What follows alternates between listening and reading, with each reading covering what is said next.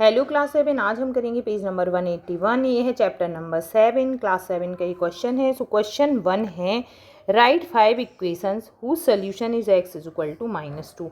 हमें ऐसे 5 इक्वेशन लिखना है जिनका solution x is equal to -2 है।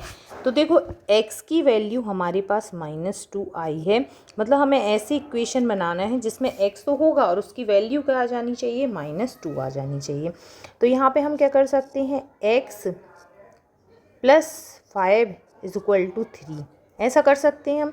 इसमें क्या होगा, 5 आपका इस तरफ जाएगा तो ये हो जाएगा x is equal to 3 minus 5 is equal to -2 आ गया। ठीक है, तो एक इक्वेशन हमारा ये हो गया। सिमिलर हम और इक्वेशन कैसे बना सकते हैं, आप बना सकते हो यहाँ पे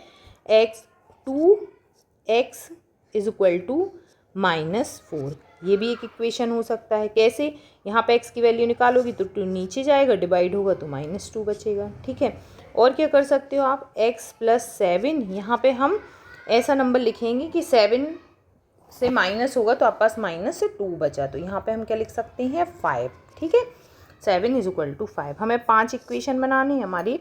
1, आप अपने अकॉर्डिंग कोई भी इक्वेशन बना सकते हैं, बस x की वैल्यू क्या आ जानी चाहिए, आपका answer x is equal to -2 आना चाहिए। ऐसा हम और भी बना सकते हैं, 4x इज इक्वल टू -8, इसका डबल यहाँ पे पुट कर दो, इसमें भी x की वैल्यू क्या आ जाएगी, -2। एक हो जाएगा x plus 2 is equal to 0, इसमें भी क्या हो जाएगा, x इज इक्वल टू -2, यहाँ पे x 2 को लेके जाएंगे तो ये हो गए आपके 5 इक्वेशन। में आप इक्वेशन डिफरेंट भी बना सकते हैं। नेक्स्ट है question number 2, find the value of each unknown. जो हमें वैल्यू दी गए हैं उनमें हमें वैल्यू फाइंड करनी है। अननोन मतलब जैसे यहाँ पे y है, w है, जो भी हमें दिया गया है उसकी हमें वैल्यू फाइंड करनी है। सो फर्स्ट हम करते हैं। फर्स्ट है आपका 2y इज इक्वल टू 60। तो y के साथ जो मल्टीप्लिकेशन में नंबर होता है, जब वो हम दूसरी साइड लेके जाएंगे तो वो डिवाइड में हो जाता है, तो y इज इक्वल टू क्या हो जाएगा, 30। इसका आंसर हो जाएगा आपका 30। ये किसकी वैल्यू होगी, y की होगी। अब सेकंड b वाला देखो, b क्या है, -8 is equal to 5x minus 3। हमें क्या है, वेरिएबल वाला हमें यहीं रखना है, हम कांस्टेंट नंबर एक तरफ कर लेंगे। -8, 3 को हम इस तरफ ले आएंगे, सो प्लस का 3 इज इक्वल टू 5x। अब -8 और प्लस का 3 क्या बचेगा, माइनस का 5 इज इक्वल टू 5x। 5 यहाँ मल्टीप्लाई में है, सो यहाँ पे डिवाइड में आएगा, is equal to x, so x is equal to क्या हो गया, -1। यहाँ पे x की वैल्यू -1 होगी। अब हम देखेंगे c वाला। c में क्या है, यहाँ पे माइनस का 53 w is equal to minus का 15। सबसे पहले देखो माइनस साइन दोनों तरफ है तो क्रॉस हो गया। ठीक है, हमारे पास क्या बचा, 53 w is equal to 15। So w is equal to क्या हो जाएगा, 15/53। अब हम देखते हैं 53 किससे क्रॉस हो रहा है, क्या ये 3 से क्रॉस हो रहा है, नहीं हो रहा है। उसके बाद ये आपका डिवाइड नहीं होगा, तो यहाँ पे आप w की वैल्यू सीधे सीधे लिख देंगे 15/53। नेक्स्ट क्या है आपका 13 minus z is equal to 8। हमें चाहिए z की वैल्यू, z के साथ जो साइन है उसका हमें ध्यान रखना पड़ेगा। Minus z is equal to 8 minus 13, so minus z is equal to minus का 5 और z इज इक्वल टू क्या हो जाएगा, दोनों तरफ से माइनस साइन चला जाएगा, सो z इज इक्वल टू हो गया 5। अब नेक्स्ट है हमारा e वाला। ठीक है, अब e में हम क्या करेंगे, k plus 8 is equal to 12 minus के वाले नंबर हम एक तरफ कर लेंगे। k इधर नेगेटिव है, इस तरफ गया तो पॉजिटिव हो गया, और 8 पॉजिटिव है सो नेगेटिव हो गया। 2k is equal to 4, so k is equal to 4 divided by 2 is equal to 2। So k की वैल्यू क्या आ गई, 2 आ गई। अब नेक्स्ट क्या है हमारा f। f में क्या है, 7m is equal to m minus 3। m वाले नंबर हम एक तरफ कर लेंगे, इज इक्वल टू -3। साइन के साथ नंबर लिखना है, ये नहीं भूलना है। 6m is equal to -3, so m is equal to -3/6, so m is equal to -1/2। So m की वैल्यू आ गई हमारी -1/2। अब नेक्स्ट है हमारा g। सो g में क्या है, 3n is equal to 10 plus n। ठीक है, 3n minus n is equal to 10, so 2n is equal to 10, so n is equal to क्या आ गया, 5। सो n की वैल्यू यहाँ पे आ गई 5। डिजिट नंबर माई में 3 डिजिट नंबर, 3 डिजिट में कौन कौन से नंबर होते हैं, 1s, 10s और 100। ठीक है, माई 100 digit is 3 less than my 10s digit. ये क्या कह रहे हैं, मेरा जो 100 डिजिट है वो कम है 10s डिजिट से 3, और 10s डिजिट कम है यूनिट डिजिट से 3 कम, ठीक है, वंस प्लेस से 3 कम है। वंस प्लेस यहाँ पे क्या लिखा हुआ है, यूनिट डिजिट मतलब वंस प्लेस से। सो जो टेंस वाला नंबर हो जाएगा वो क्या हो जाएगा, वंस प्लेस से 3 कम हो जाएगा, ठीक है। और जो 100 वाला नंबर हो जाएगा वो जो टेंस प्लेस वाला नंबर आएगा आपका, ठीक है, उससे भी 3 कम हो जाएगा। मतलब यहाँ पे -3 और -3, सो 0 ओ -6 मिनट यूनिट प्लेस क्या हो जाए, 100 प्लेस क्या हो जाएगी, यूनिट प्लेस से 6 कम, और ये हो जाएगी आपकी O-3।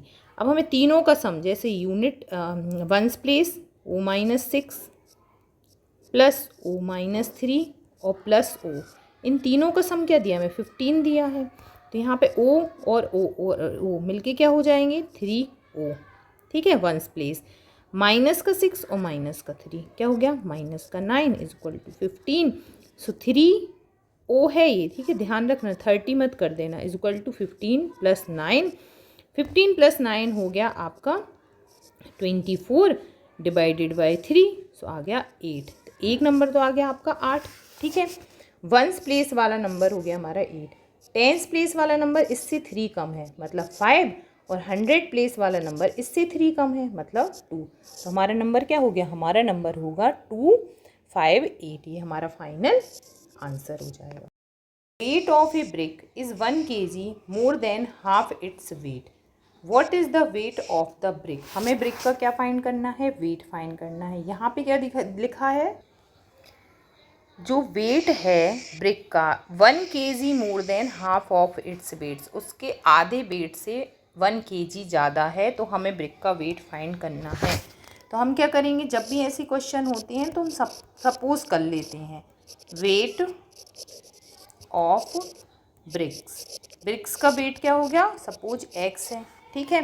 The weight of BRICS is 1 kg more then, तो x किसके इक्वल है, 1 kg मोर देन है half of its weight. Half of its weight मतलब 1/2x, ठीक है। ये हमारे यहाँ से हमारा इक्वेशन 1 के x की वैल्यू आ जाएगी। ये हो जाएगा x + 2, LCM आ गया /2, so 2x is equal to x + 2, इसका हमने क्रॉस मल्टीप्लाई कर दिया 2x। अब x को हम इस तरफ ले आएंगे तो नेगेटिव हो जाएगा, so x is equal to 2।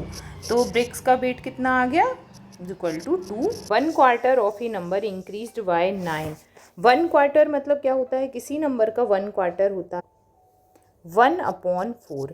Question में क्या कहा गया है, 1/4 ऑफ ए नंबर। सपोज अब हम एक नंबर मान लेते हैं, सपोज नंबर x है, मतलब 1/4 of a number increased by 9, मतलब हम उसमें 9 ऐड कर रहे हैं तो हमें वही नंबर मिलता है। ये हमारी इक्वेशन मिल गया।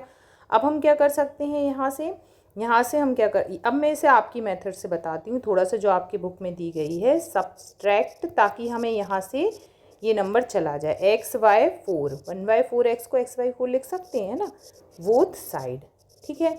तो यहाँ पे क्या हो जाएगा, 1/4x माइनस x/4 प्लस 9 is equal to x minus x/4। ये दोनों क्रॉस हो गए। अब क्या बचा, x minus x/4 is equal to 9। देखो वही चीज़ है, अगर हम इस पार्ट्स को यहाँ ले आते, LCM आएगा 4, यहाँ पे क्या हो जाएगा 4x minus x is equal to 9।